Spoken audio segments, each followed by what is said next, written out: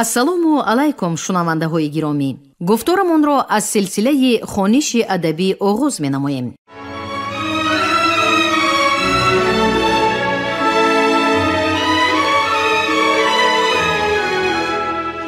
ба таваҷҷӯҳи шумо китоби якуми асосгузори сулҳу ваҳдати миллӣ, пешвои муаззами миллат, президенти ҷумҳурии Тоҷикистон муҳтарам Эмомалӣ Раҳмон забони миллат ҳастии миллат таҳти унвони ба сӯи пояндагӣ дар қироати корманди шоистаи Тоҷикистон Ализода Абдурашид Хоҷамқул. гуфтори шашум.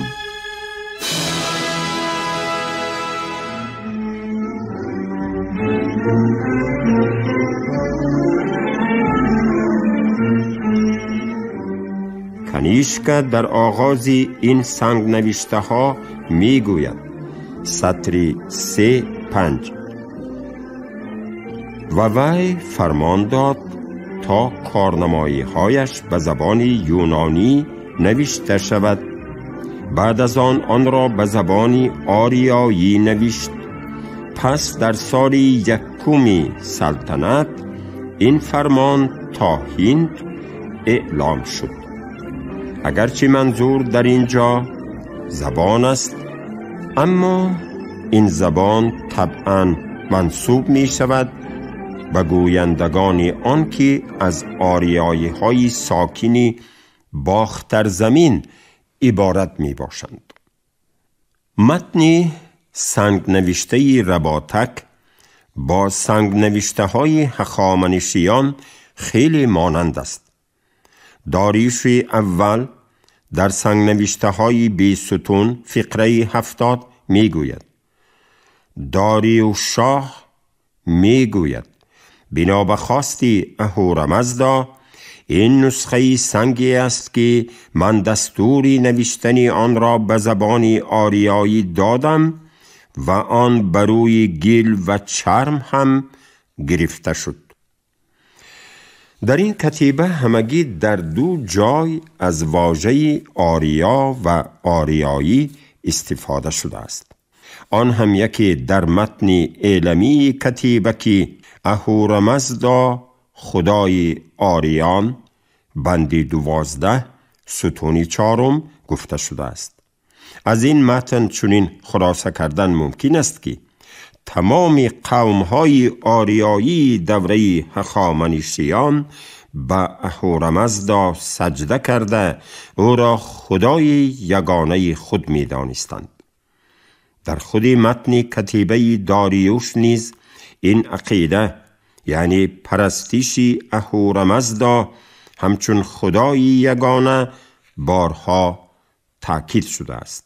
حتی اگر متن سنگ نوشته های اول با متن 3 سال بعد مقایسه شود می بینیم که داریوش در سال اولی سلطنت خویش خدایان دیگر قوم ها را نیز با چشم احترام می نگریست، ولی در نوشته های دیگری خود که بعدتر تهیه شده است فقط از خدای یگانه از اهورامزدا سخن می گوید و دیگر خدایان را عموماً نام نمی برد.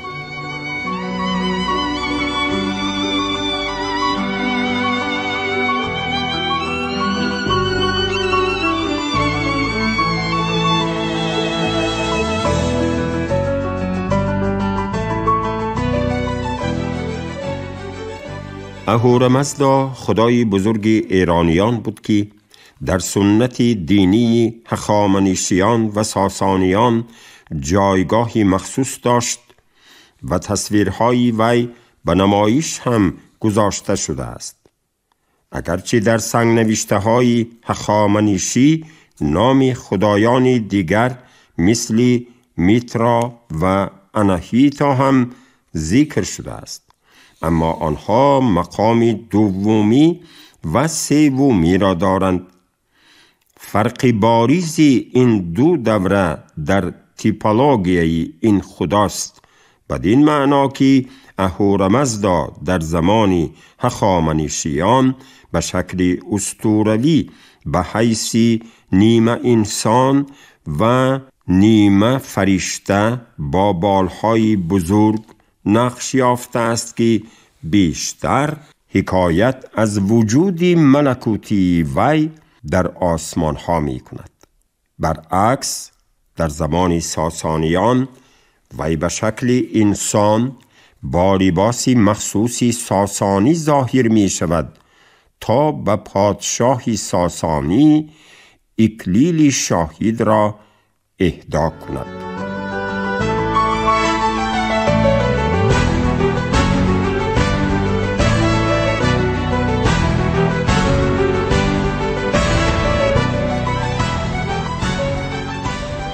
برعکس ایران، ما در شرق تصویری از اهورامزدا روی صخره‌ها نداریم، اما به جای آن می توان وی را روی سکه های کوشانی دید. کلاً 5 سکه با تصویر اهورامزدا در اختیار داریم که دانشمندی اتریشی رابرت گیبل آنها را چاپ کرده است. در روی سکه ها تصویر شاهنشاه کوشان هویشکاست نیمه قرن دوم میلادی، در عقیب سکه ها تصویر اهورامزدا در شکل ریشدار که ایستاده به طرف چپ نگاه می کند نقش شده است. از روی این سکه های باختری می توان درباره شخص اساطیری دیگر جمشید که در شاهنشاهی کوشان با نام ویما ییما مشهور است چند نکته را یادآوری نماییم. توجه شود به نام چند شاه کوشان: ویما کدفیز، ویما تقتو. در روایت‌های داستانی زردشتی ییما نخستین انسان است که آفریده شد. هنگامی که زمین را از خود کرد، همه از جن و انس و حتی ابلیس فرمان بردارش گردیدند. وی همچنان نخستین کسی بود که به پادشاهی رسید و یکی از بزرگترین پادشاهان پیشدادی بود. ییما در این سکه لباسی کوشانی به تن دارد با کرته دراز که بازوهایش از لایه‌های حلقه‌ای و شلوارش چیندار و کفشهایش نمدی می باشد. اما این لباس در واقع یک زره است و با تصویرهای وسودی و پادشاهی کوشانی شباهت دارد.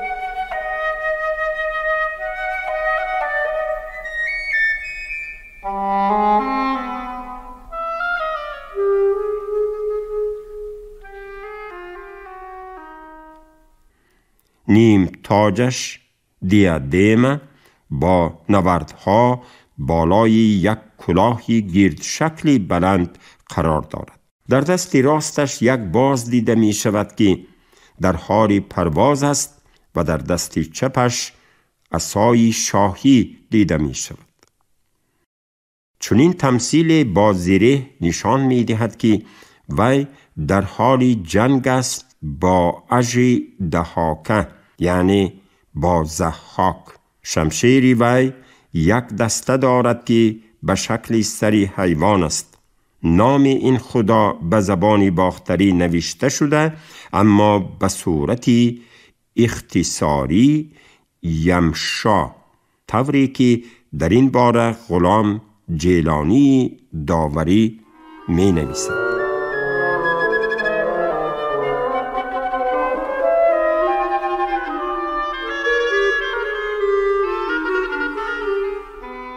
اندک بعد از کشف این سکه، استاد رابرت گیبل در نامه نظرم را در مورد نامی باختری در سکه جویا شد.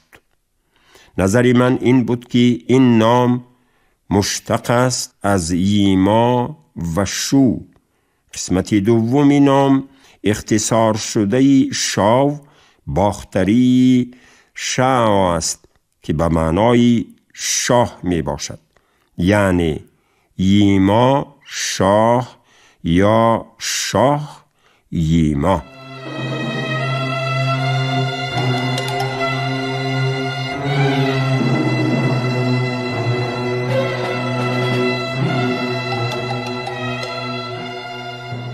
اینک به تازگی استاد هیلموت هومباخ این سکه را از دید زبانشناسی اجتماعی مطالعه کرده شکل مفصلی آن را در زبان باختری یماشیدا تصور می کند که همان جمشید را افاده می کند.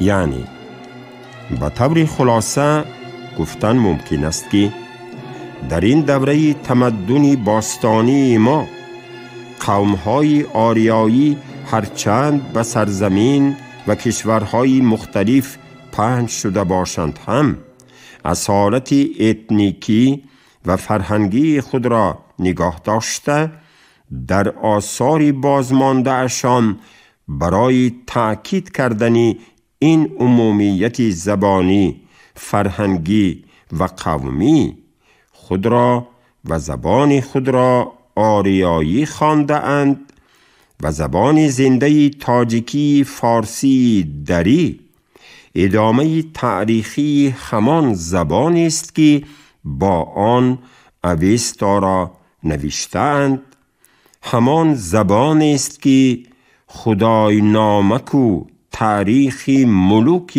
عجم را نوشتند، همان زبان است که با تکامل و تحولش در دوران اسلام شاهنامه و مثنوی معنوی را نوشتند، همان زبان است که در جامعه شوروی به هر نوع از بحران فرهنگی خود را به سلامت تا استقلالیت فرهنگی و سیاسی رساند و حتی توانست دوام سرنوشت صاحبش را به قلم عینی و ترسنزاده و علامه غفورف بنویسد.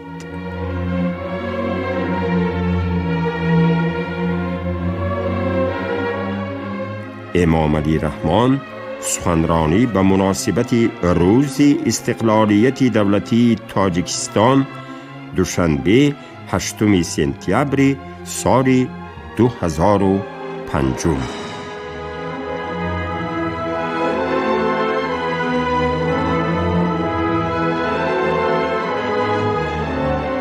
فصل دوم.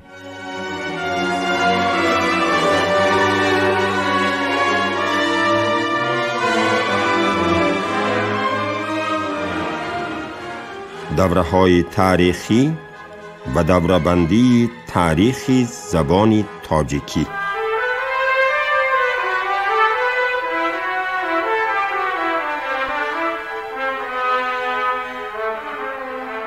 تاریخ تشکل زبان‌های ایرانی در 3 سده آخر از طرف پژوهشگران ایران شناس در مرکزهای علمی جهان مورد آموزش و تحقیق قرار گرفته است که بیشتر این دستاوردها دسترس عموم گردیده اند.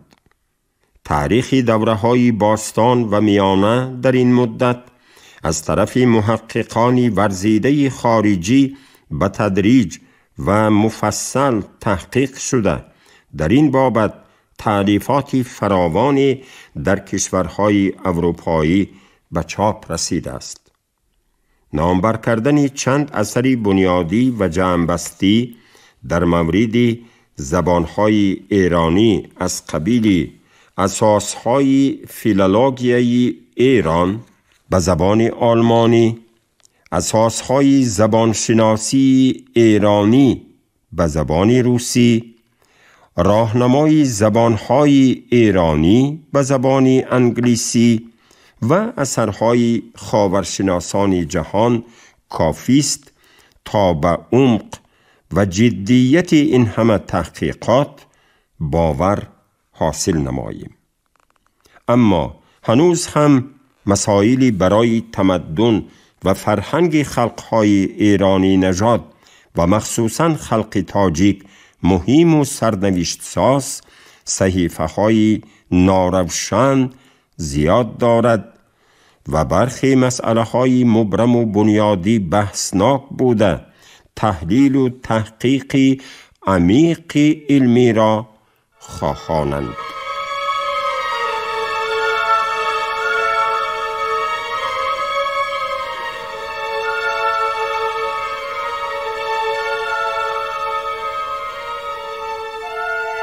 طوری که بیان شد، زبانهای ایرانی به خانواده زبانهای هند و اروپایی داخل می شوند. در حدود هزاره پنجم پیش از میلاد مادر زبانی ابتدایی واحد و یگانه هند و اروپایی ارزی وجود کرده بعداً به گروه ها تقسیم شده است. در مسئله تشخیص و معین کردن عمومیت زبانهای هند و ایرانی در بین پژوهشگران اختلاف نظر وجود ندارد و همه در این عقیده‌اند که قبل از جدا شدن قبیله های آریایی به دو گروه، بعضی محققان گروه سیوم و حتی چهارم را علاوه می کنند ایرانی و هندی. آنها طی یک مرحله نهایت طولانی با یک زبان مشترک عمومی آریایی یا هند و ایرانی تکلم می کردند. این مرحله هند و آریایی و زبان آن با نام عمومیت زبانی آریایی هند و ایرانی یا زبانهای آریایی هند و ایرانی در بین پژوهشگران مشهور است که البته احتمالی و شرطی نامگذاری شده است. طوری که از این نامگذاری قیاس می کنیم، محققان دوره باستانی انکشاف زبانهای ایرانی درباره زبان یگانه برای قبیله های هند و ایرانی یا آریایی اندیشه نراندند و در اثرهای جامع ایران شناسی آن را فرضیه بیش ندانستند. حالانکه دانشمندان ابایف و دادی خدایف نخست در نیمه دوم سده 20 فرضیه را درباره وجود داشتن زبان یگانه آریایی یا هند و ایرانی پیشنهاد کرده چنین نوشته بودند که این قضیه تصدیق کردن حالت مادر زبانی مخصوصی هند و ایرانی را که از لحاظ زمانی دیرتر از حالت مادر زبانی هند و اروپایی است تقاضا می نماید.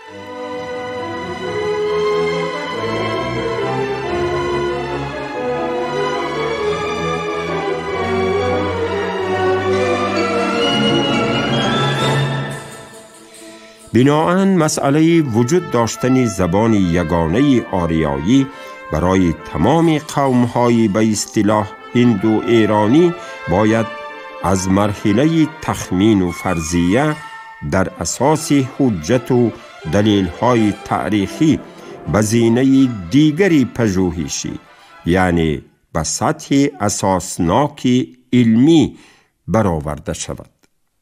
زبان‌های هند و ایرانی با داشتن منابع مهم و ارزشمند در بازسازی نخست زبان مشترک هند و اروپایی در میان دیگر زبانهای هند و اروپایی دارای مرتبه و مقام خاص می باشند که این را پژوهش‌ها و بررسی‌های علمی بیش از 2 عصر در زبانشناسی هند و اروپایی و زبانشناسی مقایسوی تاریخی به خوبی ثابت ساختند.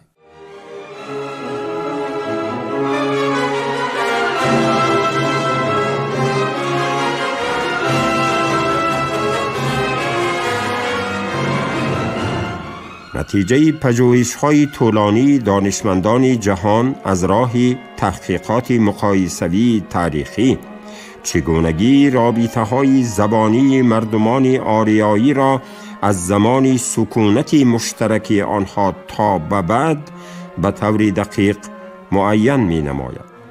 از مقایسه زبانی اوستا و ویدا یک نکته بسیار مهم در معاشرت آزاد این مردمان در زمان سکونت طولانی آنها در یک سرزمین تا به زمان مهاجرت به سرزمین‌های کنونی اقامتشان تأیید می‌گردد. مشترکات زبانی، فرهنگی و دینی و سنتی آریایی‌های ایرانی و هندی دلیل سکونت مشترک طولانی این مردمان در یک سرزمین واحد می باشد. پس از مهاجرت مردمان آریایی هندی تقریباً در آغاز 2000 ساله پیش از میلاد به هند، زمان جدایی قوم‌های آریایی ایرانی و هندی آغاز می گردد. از بس که زبان اوستایی دارای مخصوصیت‌های لهجوی است و لهجه‌ها در داخل این زبان نه یک باره بلکه زمان چند پس از جدایی یا پراکندگی یک زبان مشترک آریایی ایرانی یا ایرانی باستان می توانست صورت گیرد، با اندیشه برخی از دانشمندان از جمله ابایف زمان از هم جداشوی مشترکات آریایی را حتی می توان به 1000 ساله سیومی پیش از میلاد منسوب دانست.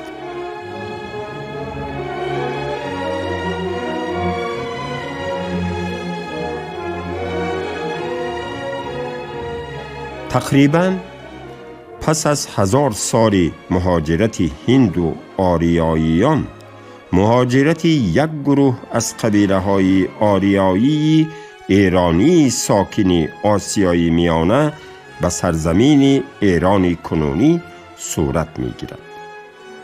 این مردمان آریایی گذشتگان مادها، پارسها و دیگر قبیله های آریایی ایرانی غربی بودند.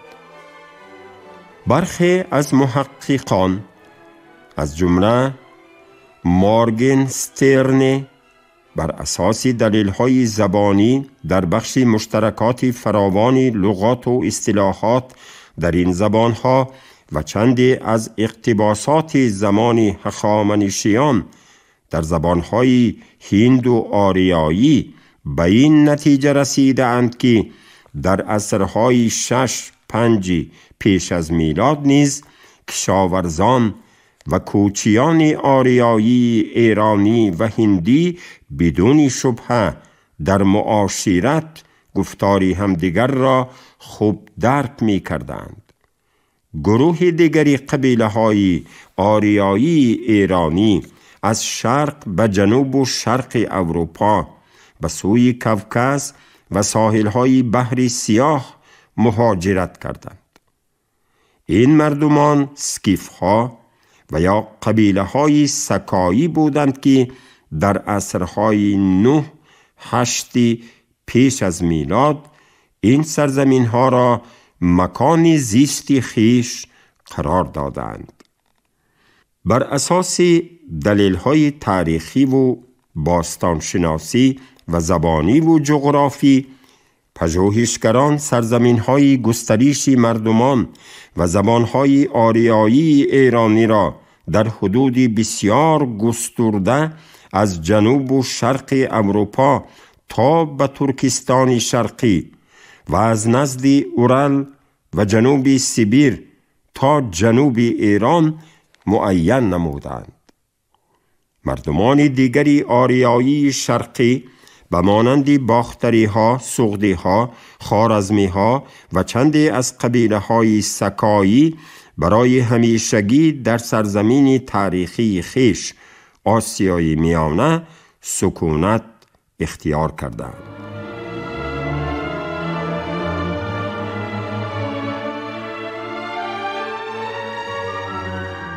به اندیشه دانشمندان معروف ساحه زبانشناسی، مقایسوی، تاریخی و دیگر محققان سالهای آخر، قدیمترین محل‌های بود و باش نیاگان ما، باختریان و سغدیان و دیگر قوم‌های آریایی، آسیای میانه، انیخترش وادی‌های حاصلخیزی بین دریاهای آمو و سیر بوده است.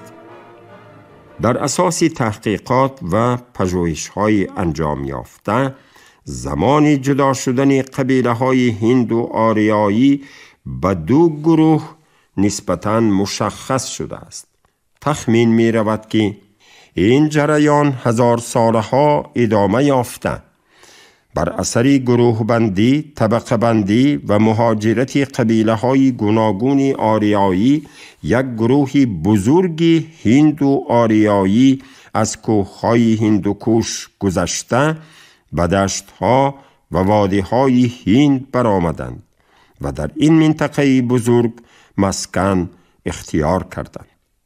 لهجه و شیوه‌های این گروه قبیله‌ها در گیمن‌های ریگ ویدا، قدیمترین آثار سخن هند و آریایی، مشاهده می شود. اینچنین در این اثر طبیعت، منظره و علامت‌های خاص منطقه هند تصویر یافته است. دوره تهیه این یادگاری تاریخی تخمیناً 2500 سال قبل از میلاد معین شده است و پژوهشگران هم زمانی از هم جدا شدن قبیله های هند و ایرانی را به همین دوره اشاره می کنند.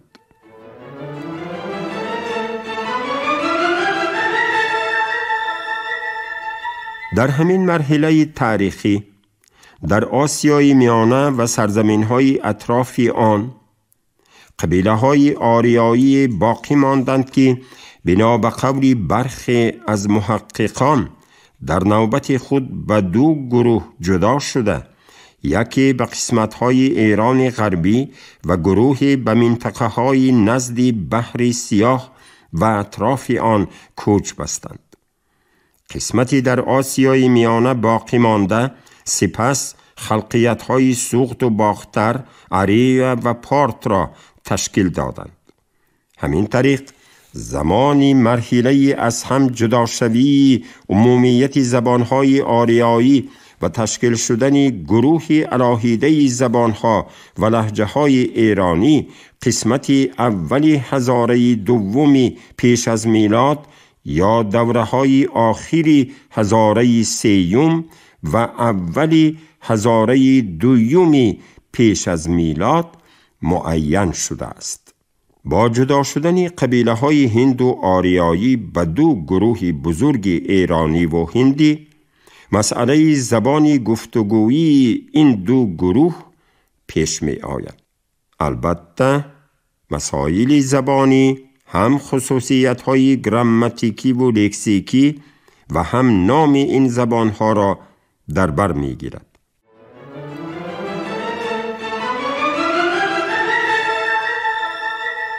شما گفتار ششم رو از روی کتاب یکم اساسگذار صلح و وحدت ملی، پیشوای معظم ملت، پرزیدنت جمهوری تاجیکستان محترم امامعلی رحمان، زبان ملت، هستی ملت، تحت عنوان به سوی پایندگی، در قرائت کارمند شایسته تاجیکستان علیزاده عبدالرشید خوجمپول شنیدید.